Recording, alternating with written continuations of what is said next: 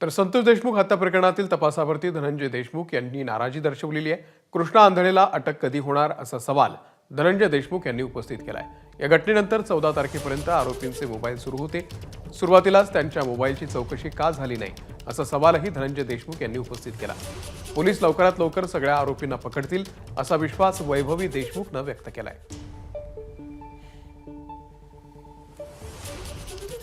तपास यंत्रणा चांगल्या पद्धतीने काम करतायत। CID SIT आमचं जे दुखणं आहे गावचं, माझं वैयक्तिक, मी पण संतोष दादासोबत खांद्याला खांदा लावून काम करायचो।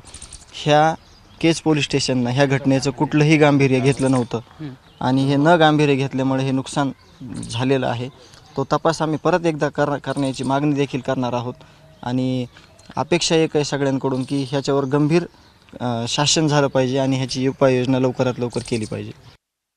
नियोजन म्हणजे आता 11 तारखेला बोर्डची एक्झाम आली आहे, मला ती एक्झाम द्यायची आणि नीटसुद्धा क्रॅक करायची। पण मग अभ्यासात मन लागतात? आमचं मन आता कुठेच लागत नाही आहे। आज 2 महिने झालं आम्हाला पावलोपावली आज माझ्या वडिलांची आठवण येते। हे दुःख आम्ही वारंवार सांगतोय। आज आमच्या कुटुंबामध्ये इतकं दुःख आहे, नाही तर आमच्या गावातच पूर्ण दुःख आहे। आमचं गाव शून्य, आम्ही कोणच या दुःखातून आज सावरू शकलो नाही।